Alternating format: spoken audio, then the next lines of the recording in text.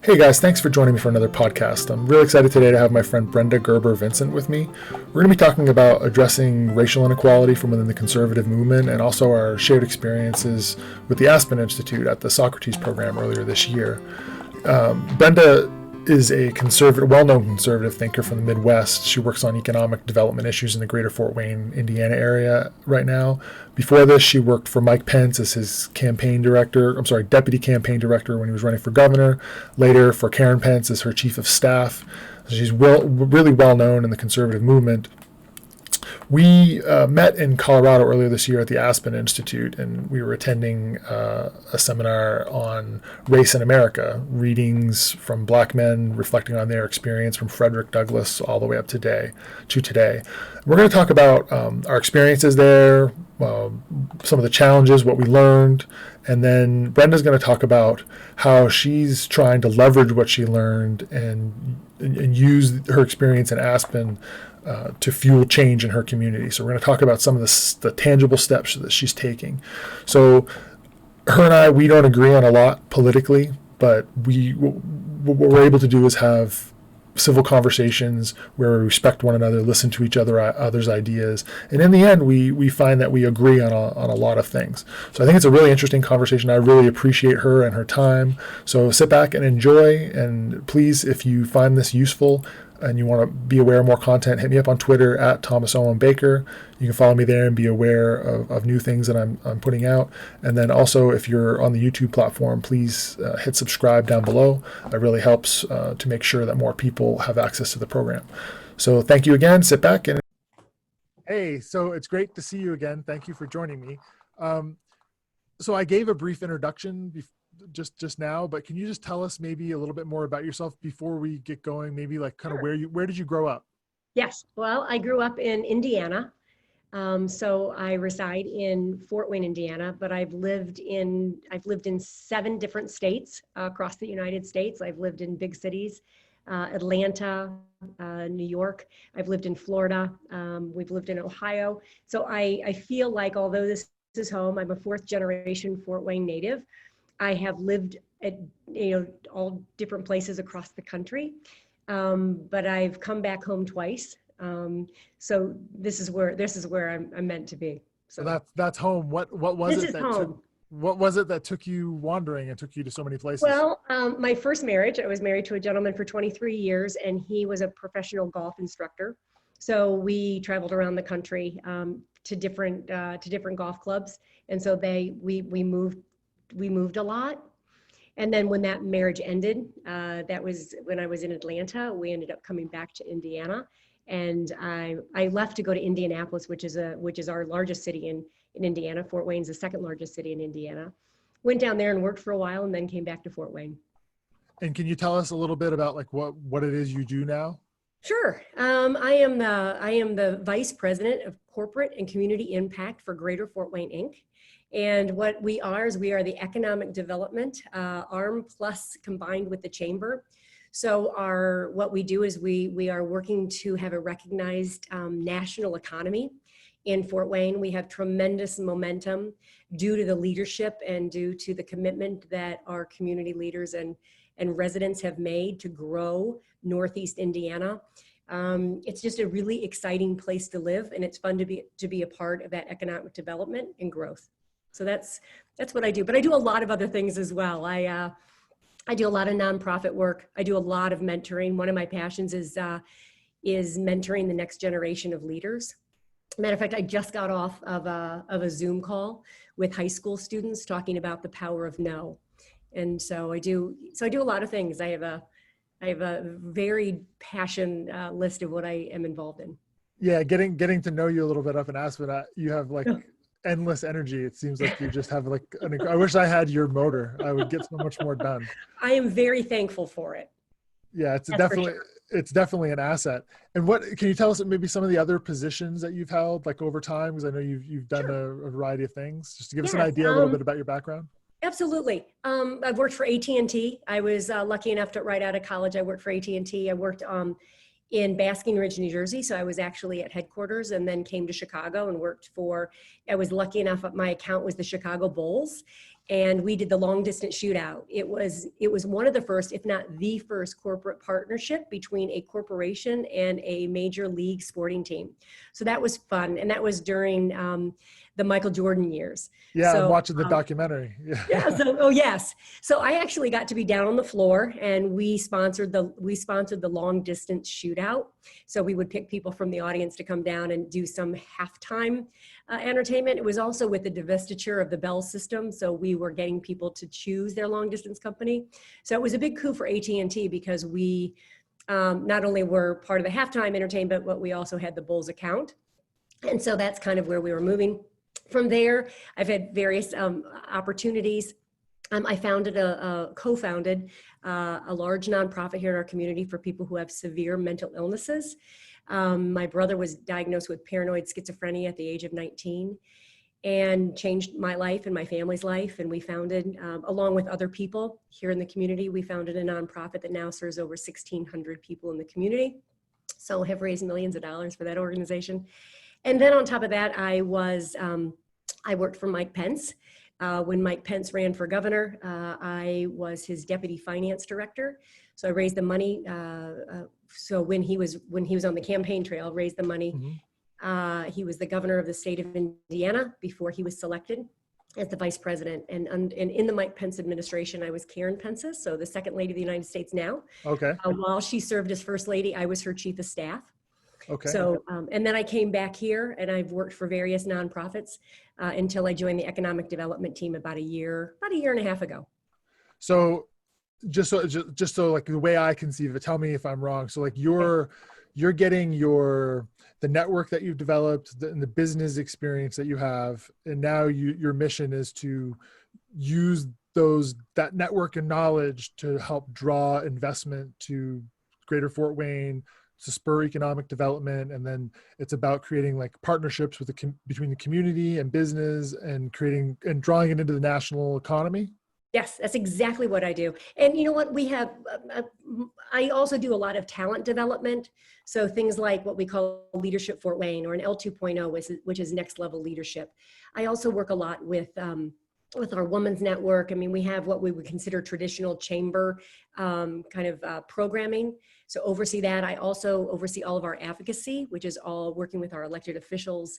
I have a really super talented team, but oversee 8 different divisions within our organization. It ranges from communication to advocacy to programming to leadership to certain aspects of investor acquisition, because we're a membership-based organization.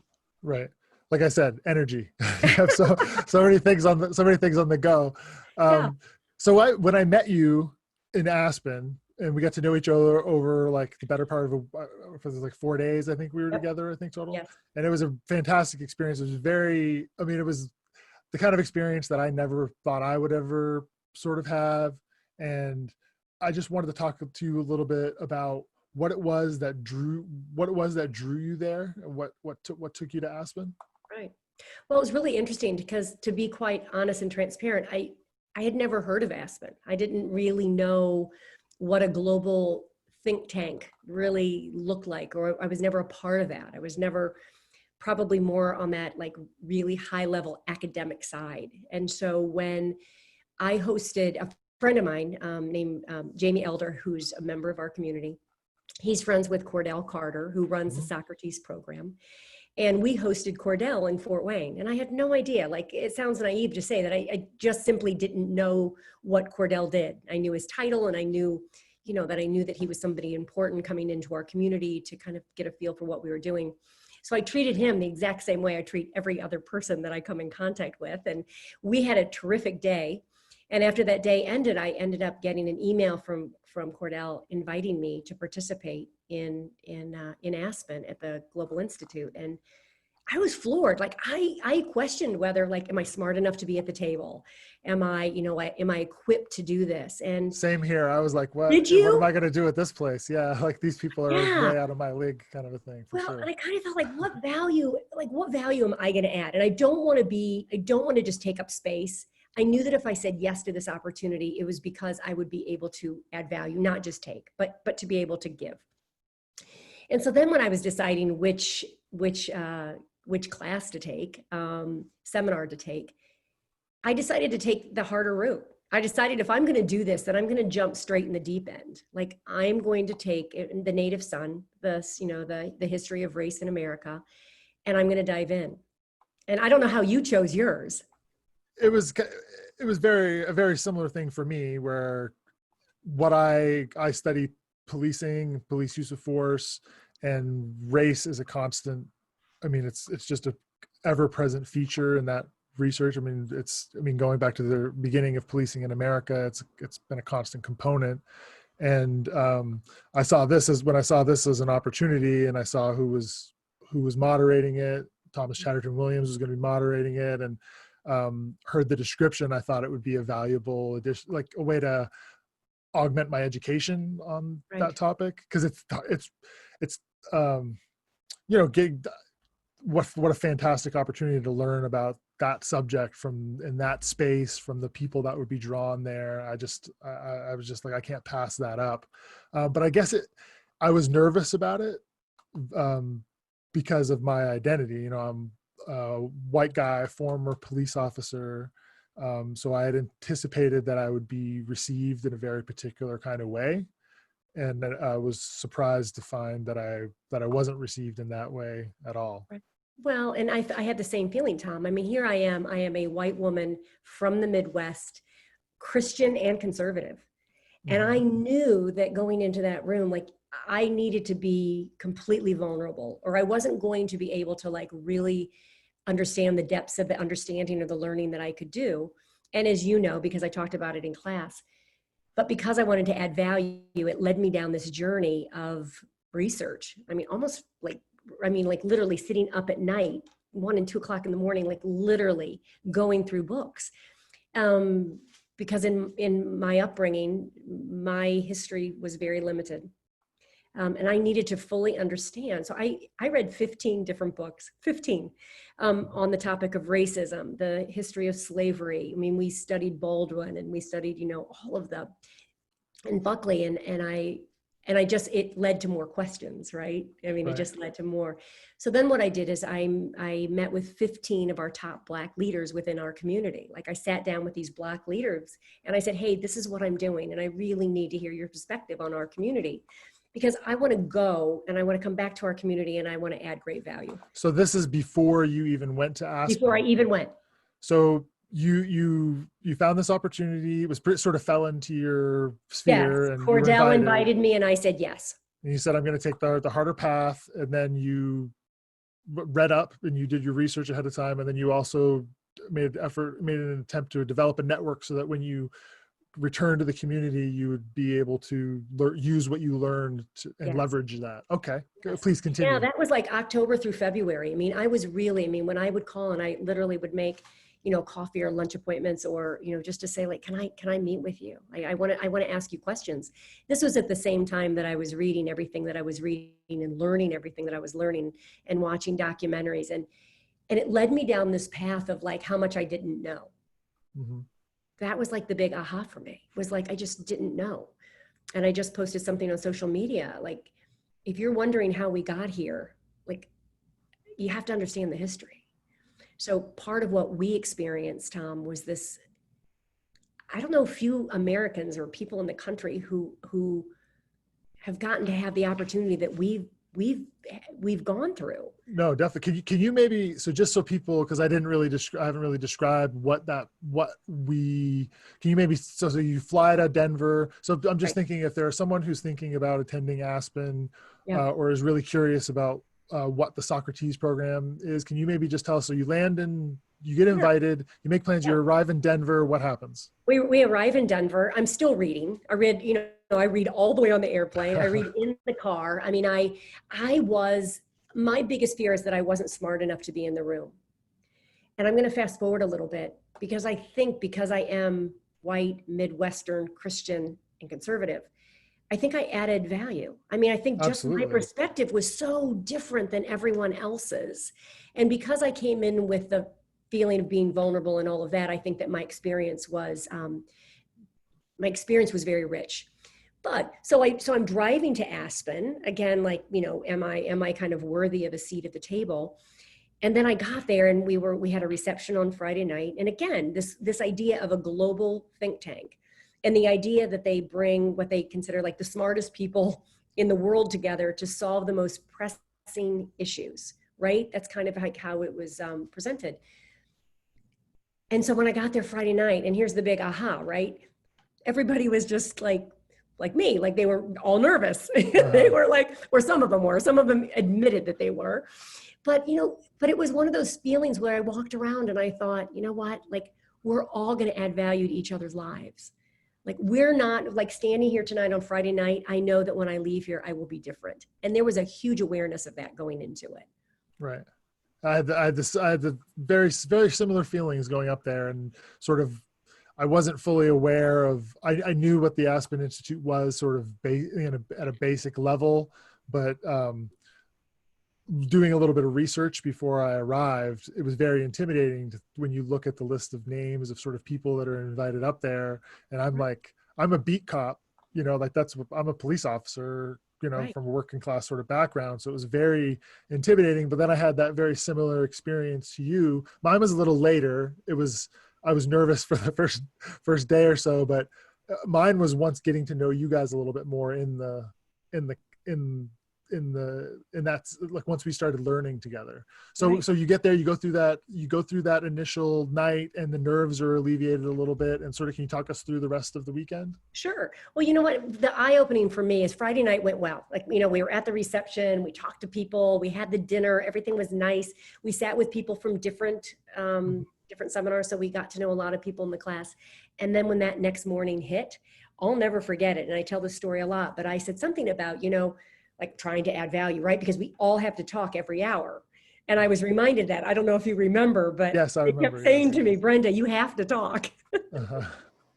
And because I was taking it all in, and I remember saying something, which now I look back and I'm glad I was called out on it. But I said, I'm not sure what to say because I'm not sure if I have the language. I'm not sure that I have the language to enter into a conversation where it won't appear hurtful, or if I say the wrong thing, I may be labeled differently than what I intend my language to be. Right. And sometimes, and I said something sweeping like this, like sometimes white people are uncomfortable because we don't know what to say. And I remember, and I remember who was in the class, but for the sake of this conversation, one of our classmates spoke up and they said, the point of this is not your comfort. Right. Like basically like get over it, because we're tired of making white people comfortable. We don't care whether you're comfortable or not. And I remember that was like that aha moment where I thought, you know what? Like, I'm done with the pretense. We're going to get real here. I'm going to get really vulnerable, because I was called out like within the first hour. Mm-hmm. Like, kind of like, cause I went in there doing all this research thinking I was going to add value. And I thought, you know what, just let it all go. And that's kind of when she called me out on it. I went, you know what, you're right.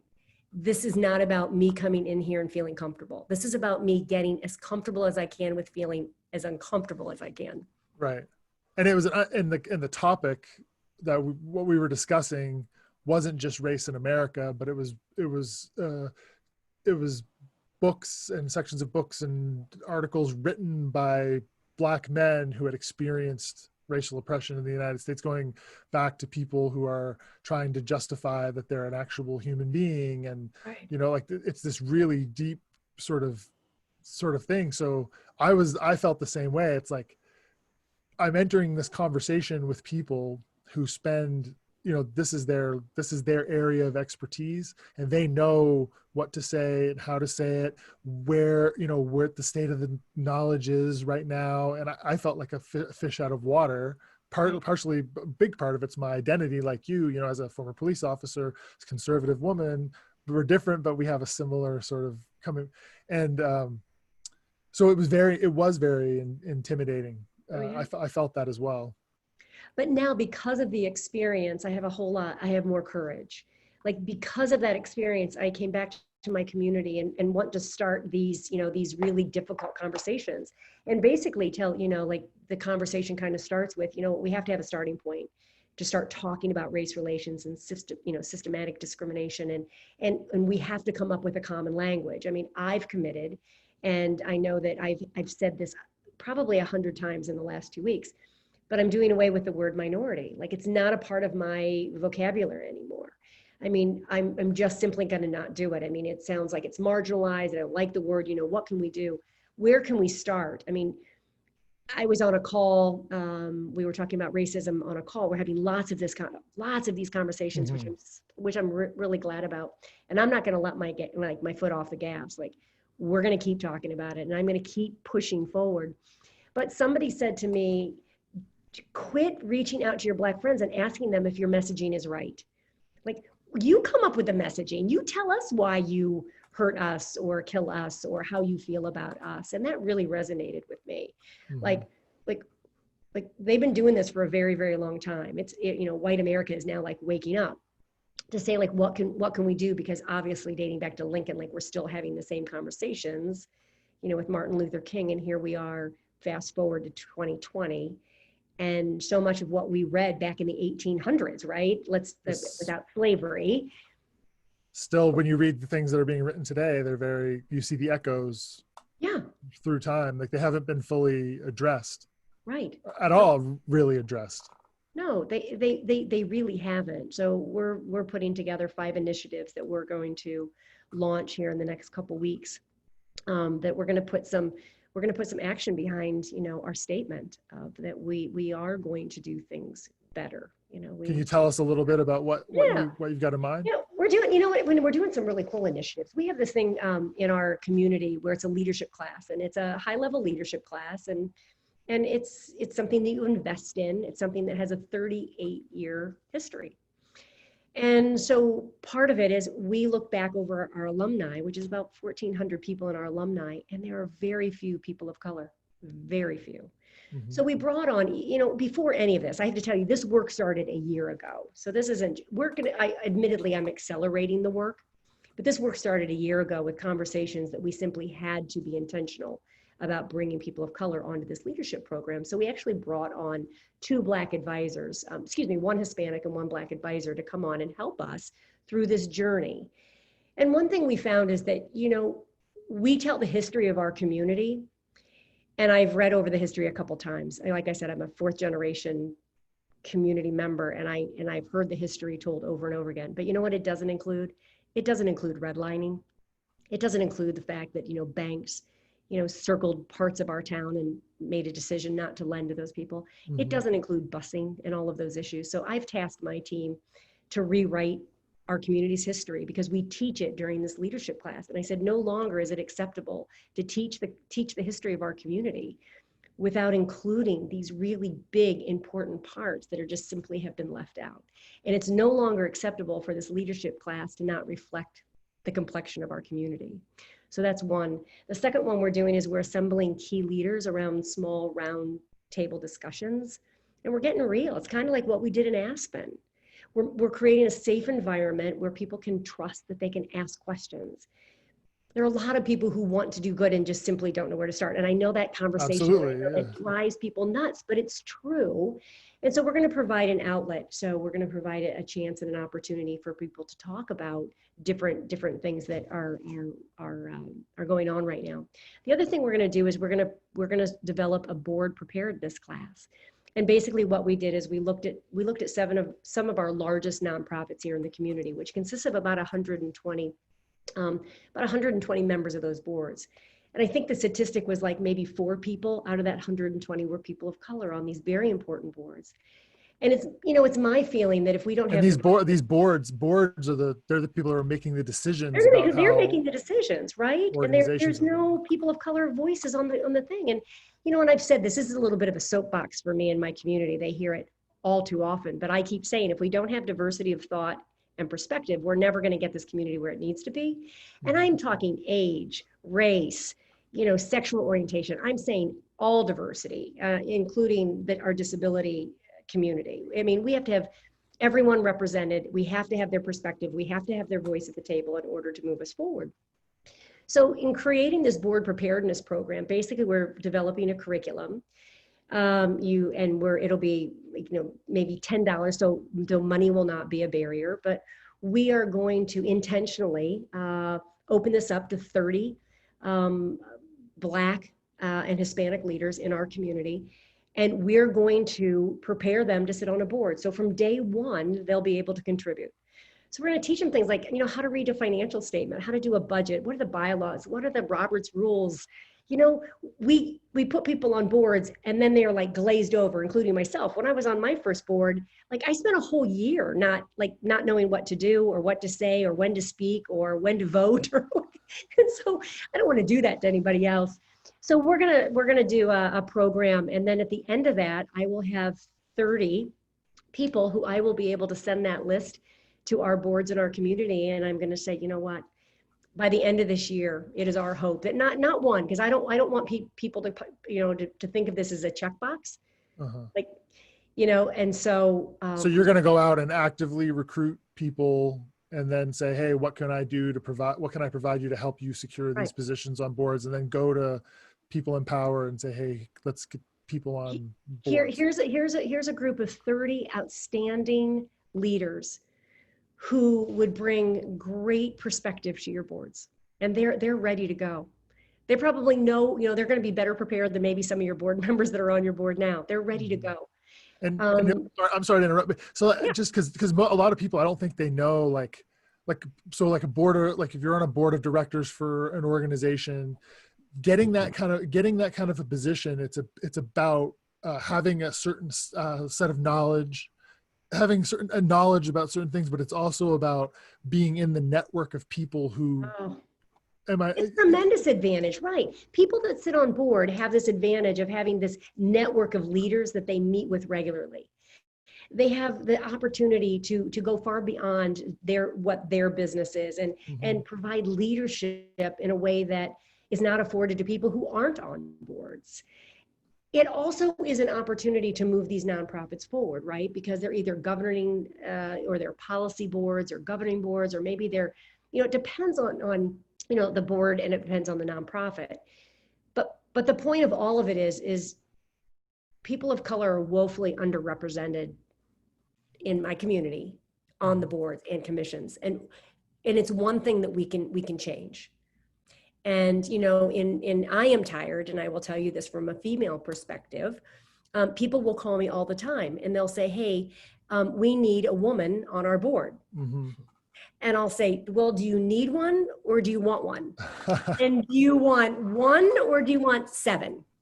Right. I mean, it really and then they kind of hesitate and they're like, yeah, that was really stupid. I go, yeah, we're not a checkbox. Women aren't a checkbox.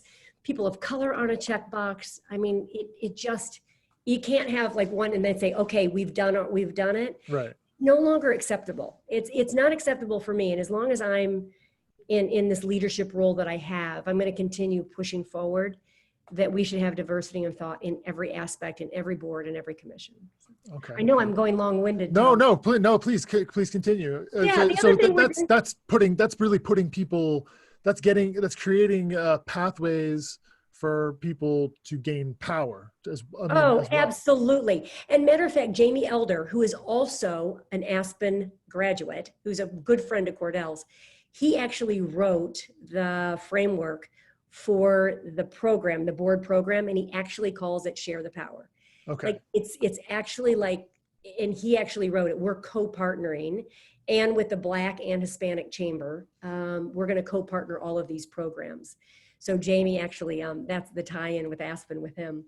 And then the 4th program out of 5 is we have what we call a bridge program. And what we identified in our community is that we had a really exciting and a lot of momentum in our entrepreneurial community, and we have a thriving corporate community, but they weren't connected. They didn't help each other out. And we knew that if a corporation partnered with an entrepreneur, it would be a great help to accelerate not only the awareness, but the growth of the nonprofit or the small entrepreneur, because they could learn best practices and lessons from corporate partners. We're going to do that same program, but we're going to do it for people of color. We're going to make sure that if there are Black and brown owned businesses within our community, that we're going to partner them with corporations to accelerate their growth, and we're going to accelerate their awareness, and we're going to do it intentionally. I'm not going to apologize for it, right? Because we have to start moving things forward, and I'm going to accelerate the pace. So we're going to do these intentional programs to try to help these small businesses thrive in our community with the support of our corporate partners. And the last thing we're going to do is that we're going to create a webinar series. We're going to create webinars where, big corporations have diversity officers. They're lucky enough to have somebody actually on staff that does this for a living. They wake up in the morning and this is their focus. But the reality is that most companies don't have that. Right. They don't have diversity officers. So what we're going to try to do is we're going to try to add value to businesses that don't have diversity officers by offering these open community discussions through a webinar series to help companies kind of navigate these discussions. So those are kind of like the 5 pillars that we're doing. We'll launch those in the next couple weeks. Awesome. It's been exciting. We put out a statement and we said, you know what, we're gonna put action behind words. And we're really excited about where we're going. But you know what, again, I go back to being in Aspen was the perfect preparation for the work that I'm doing now. Just to touch on one thing on the last thing you touched on, the webinar. So I'm imagining a small company in the Fort Wayne area, and they're, just not many employees, and they want to improve as a company and be, more, but they don't have the resources to hire someone to focus full time on subjects like, diversity, inclusion, those types of things. It'll be a free resource for them to gain access. Okay, excellent. Yeah. And if you know, I wanted to talk about one thing that you mentioned just before we started the conversation, just before we hit record. You'd mentioned your faith playing a role in this. Yeah. Is that something you'd feel comfortable talking about? Absolutely. Yeah, no, I'm really comfortable talking about my faith.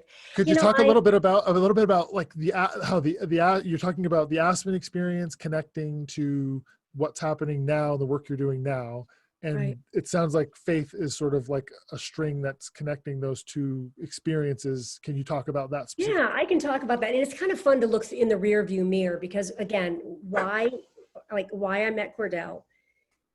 Then he turning around and inviting me to Aspen, me picking a seminar that was completely, because I was drawn to the power one, the power of power. I'm not sure exactly the name of it, but I was drawn to that. But I thought, you know what, that's too easy. It's too easy. That's not what I want. And so for me to then go to the seminar that we picked to study the history of racism, I look back now, because of the position that I already hold in this community, the discussions that were already there, the work that we're already doing. And there's a lot of people in my community that are doing a lot of great work. So in no way am I like here representing, the work being done. I am one person trying to make a difference. And there are thousands of people in my community making a difference. But I feel like, looking back, that God had me there for a reason. And again, I say that it was the perfect preparation for the work that I am doing now and in the future. I'm really energized. And I know it's because I took the time to fly to Aspen, to dedicate my time and money. But it was God's prompting. I can't tell you why I signed up to that. I even told my husband on the way to Aspen, I really don't know why I signed up for this seminar. And then I laugh at God. I'm like, okay, so maybe you know better than I do. The work that I needed to do before I led some of these initiatives. And maybe your path, even before you decided to go to Aspen, the experiences that you had created the individual that was necessary for us all in that room to have there, for us to have the experiences we had. It is very, and I'm also a spiritual person as well. So I do feel as though it's very, it's inspiring when I think about it in that kind of a way. So I can see how you feel that.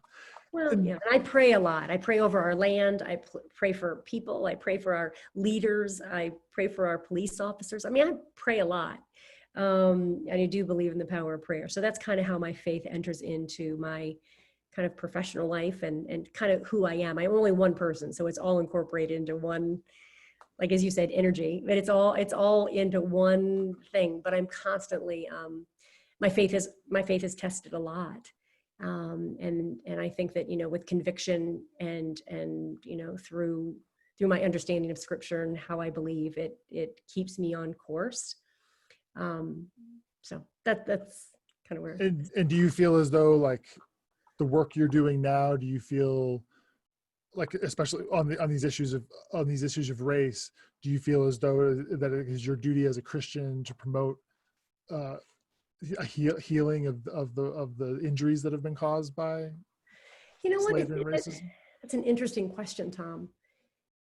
I feel that I have been given tremendous opportunity. And I feel that, God's blessings upon me have been great. And, as they say, much who's given, much is expected.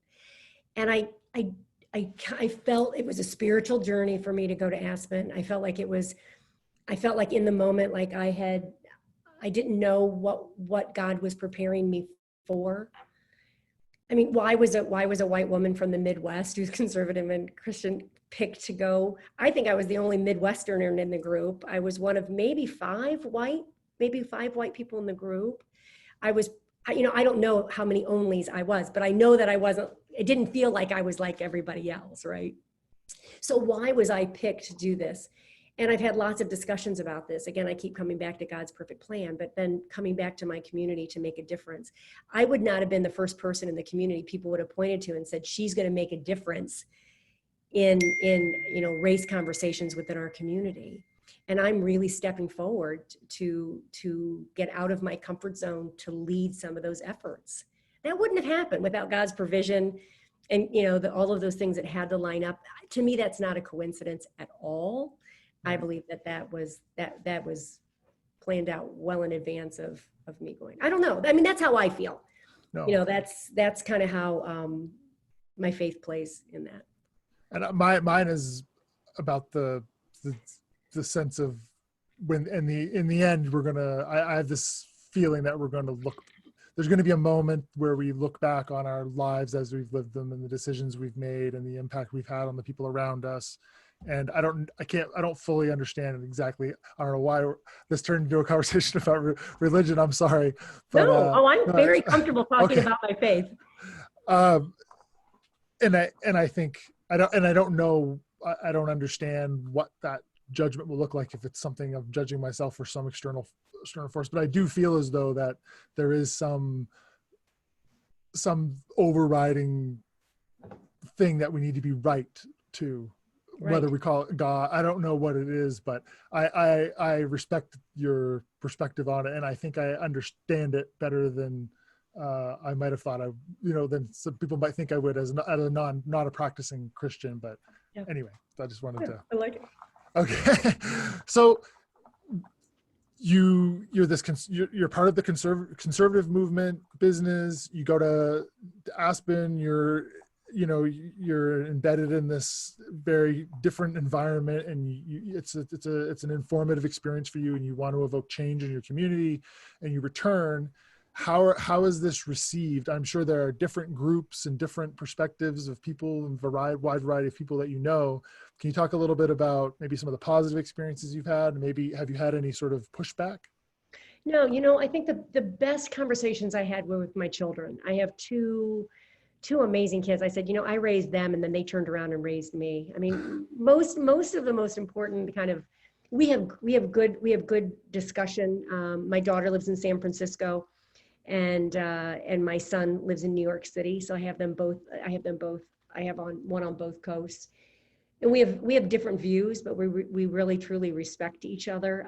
I raised two very independent thinkers. I mean, I was mostly a single mom raising these two children. And I always laugh. I'm like, how did this conservative mom from the Midwest raise such liberal, children who now are on the coast? But you know what? They've opened my eyes to different perspectives. I mean, my son is a writer. He's a professional writer. And he wrote a piece on quiet racism. And it was beautifully written. And it was the depth of knowledge that he brought to it as a 28-year-old, almost 28-year-old male. And it was like one of those feelings of like, he gets it. Like he gets it. Like maybe it will be this generation that really, truly now. I mean, maybe this generation will do it. So I think for me, it's continuing to kind of walk through all of these uncomfortable situations. I've never been afraid to stand alone. I've never been afraid to put my stake in the ground and say, this is exactly who I am. People ask all the time, why are you a Republican? I've been a Republican through five different, 5 different presidents. And that doesn't waver. I mean, I'm Republican because I believe in smaller government. I believe in a strong military, and I believe in capitalism. I believe that business can do it better than government. I don't waver on those things, but are there things that, do I agree with anybody fully? No, absolutely not. I mean, I have my own ideas about social issues and how that plays out. So I've never been one I'm always been like willing to stand alone because I know my why behind it. I mean, and that's what gives me conviction, because I don't change.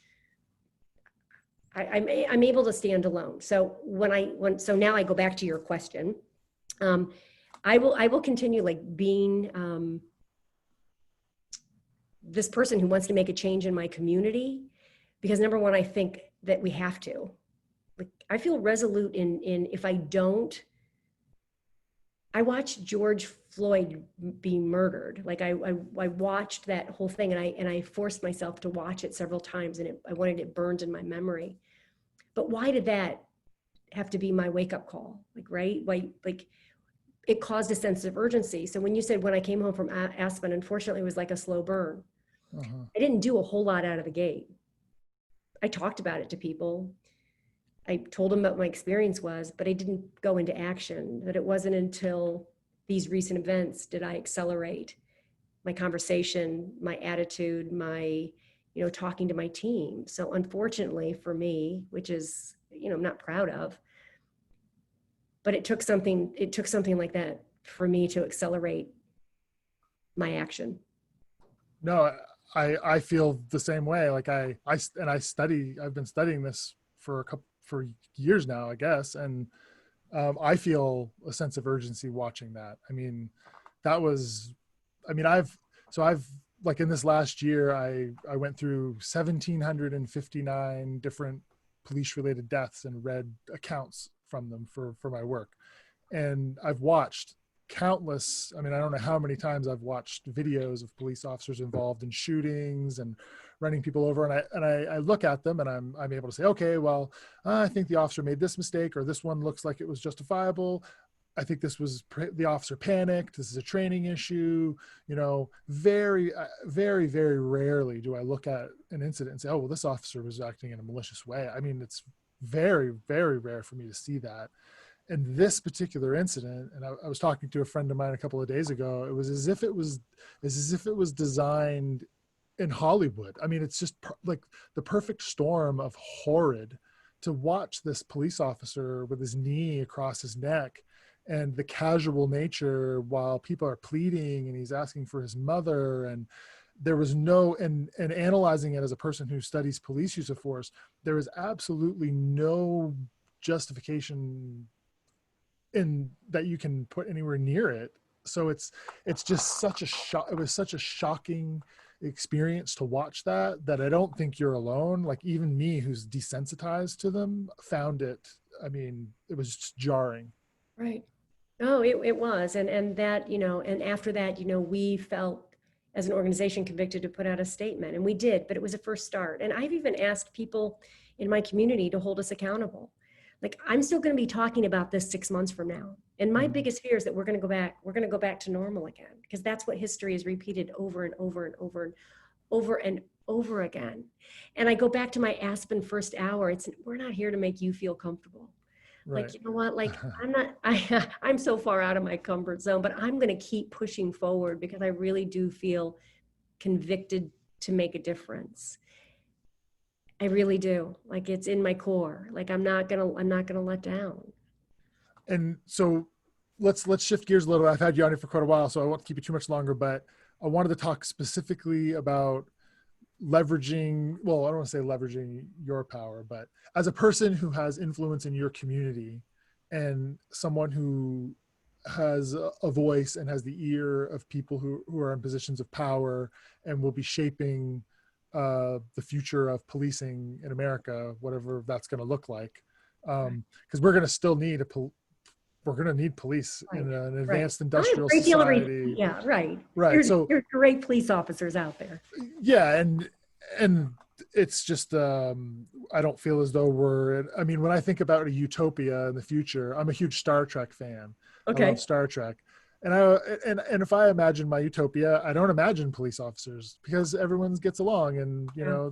but there are going to be there are going to be people who are going to need help from the state to protect them from violence tonight, and they're Right. going to need to call somebody. And I believe that the government has an obligation to its citizens to protect them if they are in fear of physical danger or having their things taken from them. Like I fundamentally believe that. So we have police. Right. You're going to have, I mean, you're not going to dictate what policing looks like, but you as a member of your community, you're going to have some sway and some say. What would you like to see happen in policing? And I know you're not an expert on policing, but as a Right. citizen, what do you think, like, what would you like to see Yeah. change? You know, today the mayor just appointed a community task force to do just this. He appointed a member, a Black female member of our city council to lead the task force. It's a really diverse, really wonderful group of leaders that the mayor has appointed to look at just this issue with the policing. And I know that body cams have been brought up, you know, would that, you know what, I have to, like, I'm not going to duck your question, but I think it's so much bigger than that. I mean, we could have this discussion in health care, and we could have it in education. We can have it in policing. We can have it in economic development. Like, it's across the board. Policing is just one lane. It's what, at least that's my belief. It's just one lane. Mm-hmm. There's like 6 lanes, and none of them are good. Like, across the board. So we need to look at all of them, and policing needs to be in there, but healthcare and all of it needs to be in there. So I'm not ducking your question, because what do I think the future? I think it's so much bigger than that. Yes, and I think that's I think that is the correct answer. I mean, I think that we have a tendency to say, well, we have all of these social problems. Let's send the police to handle it. And then it doesn't look the way we want it to look. So we say, well, we need to reform the police, when in actuality, there are complex social problems that needed to be addressed through healthcare, mental health, all of these. So I do think that is the answer you gave is the best answer, that we need to really pull back and look at these complex social issues and pull every lever that we can. Well, like with your economic development lever that you're trying to pull, I think that's an important, that developing an economy in the Fort Wayne area is going to do just as much to prevent police violence as training the police, in my humble opinion. Right. No, that would be my answer. I had that conversation with my son today. They have, you know, like many businesses now, maybe 2 months ago they didn't. They now have diversity task force within their organization. People are saying, like, let's form a committee to talk about these things. You know, to see like action again put behind the words, like it just, I don't know why it took so long. And I again, like, I pray that people keep going, but you know, it's such a complex, big issue. And again, like, when I go back to Aspen, every single thing I read, every single book I read just led to more questions. Right. Like, none of them solved the problem. They all just led me down this path of, man, we got to really understand what this last 400 years have looked like. Mm-hmm. You know, we have to really understand what we've done in our communities. And I think, and I think for white people, like, we have to really get it. And I didn't get it. And now I get it. Yeah, there definitely needs to be a major unwinding, and because it's so messy and so deeply ingrained in our society, we're gonna do it wrong. Like, I'm sure, like, right now, people who are listening to this, I'm sure that we're saying things wrong. We're thinking about things wrong. And in 6 months, people, like, will be better, right? Right. And I'll be better. Like, I don't, like, I'm not pretending that I'm any expert. I'm not pretending that I know all of it. I'm not even pretending that I have the right language, but what I am committing to is that I'm going to keep pushing forward. I'm going to keep making mistakes until I get it right. I'm going to keep, you know, I'm going to keep like I keep saying, the pedal on the gas, that we can open up avenues for change. Like, that's, you know, if that's what I do, I wrote you an email, the rest of the group, you know, I may not change the world, but I'm praying that I change a little bit of my community. Mm-hmm. and that's important to me, really important to me. And I think we've been given this amazing opportunity, and now we have to keep going. But I'm not going to be quiet about it, even if I say the wrong things. Right. I'm going to keep talking. And it is important that we just continue to be willing to make ourselves uncomfortable, because like you said, a lot of people don't have a choice about feeling comfortable or uncomfortable about this, right? So we can't just have that as a luxury for ourselves. Like I know I had an experience recently where I had a fellow graduate student who had been very kind to me and you know, when I was having rough times, they're very kind to me and supportive.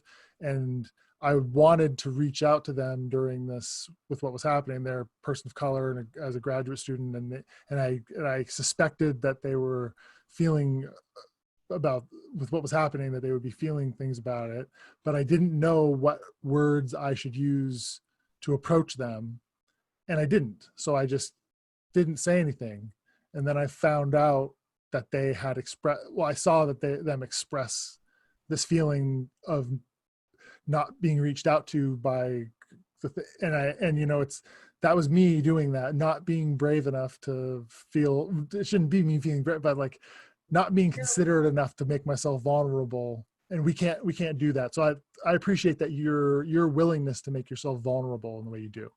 Yeah, I am. And just because I feel like we have to. Like there isn't a choice here. Like it's not like a choice. It's not like we can go back to the way things were. We're never going back to the way things were. You know, we simply, there's no choice. There's not a choice here. And I want to ask you one more question, but I want to leave it on our shared experience in Aspen. Can you just talk a little bit about if somebody's like, I'm going to put in the key, I'm thinking this might be something that someone might want to listen to if they're considering heading up there. Can you just talk a little bit about what your advice would be and your thoughts on making the plunge? Yeah, my advice would be to fill out the application as quickly as you can. Whether you're a liberal or a conservative, whatever you've heard, like whatever background you come from, whatever color you are, whatever sexual orientation you are, whatever you think it for a reason, and your perspective is needed at the table. And I would go. It's worth the financial commitment. It's worth the travel commitment. If you have to take time off work, I would say to be in those walls, to have this opportunity to sit with a group of people and really dialogue about very important things is a once a lifetime experience. And I would tell I think everybody should have to do it. It should be like mandatory that people enter into this kind of dialogue with other people. I'm already signed up for the summer. Like I'm already signed up for summer. So Same here. I'll see you there. Good. Yeah. So I'm already going back. I want to keep the conversation going. So I would say for anybody who's contemplating being involved, I would say jump at the opportunity. It was life-changing for me. Same here. It was really unlike anything I'd ever experienced before. And like the environment that was created was very, it was amazing sitting around a table with, you know, like how many were there? 11 of us total at the table. You know what? I don't even know. Anyway, and it's the Socratic method. That's what they call it, Socrates. And it's just this, you're forced to share ideas and to grow and to push and challenge yourself. And you're surrounded by these brilliant people. My one piece of advice, you were full of energy up there, but prepare for the altitude and maybe take some altitude sickness pills, because it took the wind out of my sails a little bit. Did it? You know, we actually went skiing like one morning. Like I actually I had trouble sleeping, but I think that was also because I was waking up, as you know, in the middle of the night journaling. Right.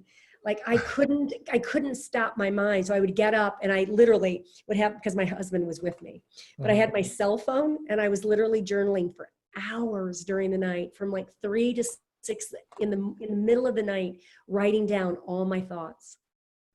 Yeah. I was rolling around and praying that I would be able to make it enough energy to get to class the next morning. Sometimes I was worn out, but it still was amazing. So before I let you go, I just wanted to turn the floor over to you. You, like, our country, I think, is at sort of an inflection point, like there are going to be changes coming down. I don't know where this is leading, but it feels as though this is an important moment in American history. Can you do you have any final thoughts, what your hopes are for the country, or, how you're feeling right now, maybe? Right. Well, I am a true optimist. I mean, I believe that I am so thankful to be alive right now. I'm so thankful that, to be going through these things that we're going through. I mean, I know that people have looked at this like this has been the worst year. It's the best year.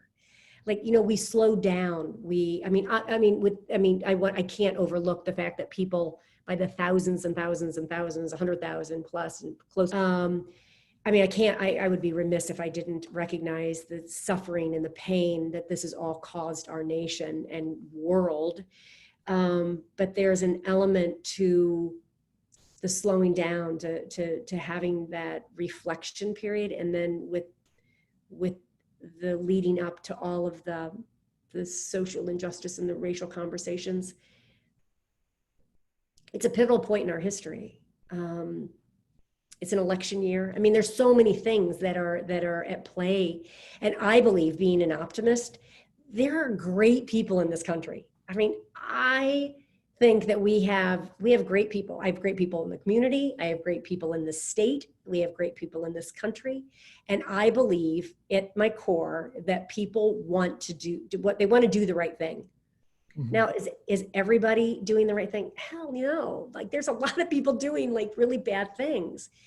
But I think there's a lot of leaders and a lot of people who want to do the right thing. And now it's just like focusing that energy into what does that look like?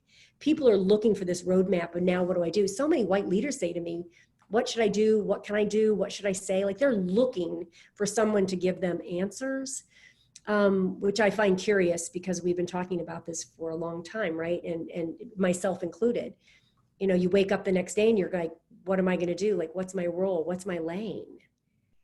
I don't know. Like, I'm really optimistic that our country's going to pull together, that maybe, not even maybe, because we don't have a choice. Like, we don't have a choice. that we have to continue moving forward. I believe in the people. I believe in that people want good things. I really do. And there's a lot of bad, like I said, a lot of bad things happening, but I don't know. I still believe that we as a country, we live in a great country and we have great people, and that we need to do better, a lot better. And struggle is part of improving a society. And when we look back on history, a lot of the times we do it with nostalgia, and we think of the progress that was made, and we forget that comes at the cost of blood, sweat, and tears. And this is what we're going through now, and it's a period of growth, and it's very difficult. But I do appreciate your optimism. I do. I feel a renewed sense of energy in the country. We have protests every night. I couldn't be more proud of the people who are getting up and going out. I'm like, their resolve is high. There's young people who are standing for something. And I've always said, I don't care if you believe like I believe, but I want you to stand for something. Like, I'm not like all about the fence sitters. So I see people who maybe were on the sidelines who are now jumping in and saying, you know what, I'm going to be a part of this. And we need it. It takes everybody. And that's democracy, is getting people involved, hearing their voices, coming to an agreement. It's very, very messy. But the thing that I find most encouraging is that I can go to, I see all of this social strife, but then I also look to organizations like the Pat Tillman Foundation, which I'm a part of, which is who sent me to Aspen. And then I go to a place like Aspen and I sit at a table and I meet people like you, and I meet the other people around the table who come with all of these very different perspectives on the world, but they can agree on these fundamental things. And that's what we need to do as a community if we want to move forward. Right. I think. No, absolutely. Thank you for starting these national conversations. Oh, well, we'll see. Let's see how many people tune in. But doesn't even matter. I have so enjoyed. I don't even care if you do anything with it. I have so enjoyed just talking to you, Tom. Thank you. I've enjoyed talking to you as well. And when maybe a few months down the road, can we touch base again and do this again and see where we're at as a society? And touch base? Absolutely. I can tell you where all of our initiatives are. We'll have them rolled out by then. Hopefully we'll have some real tangible results. We'll have, I'll be able to share how we're moving our community forward, how we can use our community as an example for other communities hoping to do the same thing. So would love to do that. And hopefully this isn't corny, but I look forward to seeing you at Aspen, and anyone who's listening, Yes. I look forward to seeing you as well. All right. Yes, that sounds great. Thank you. You're welcome.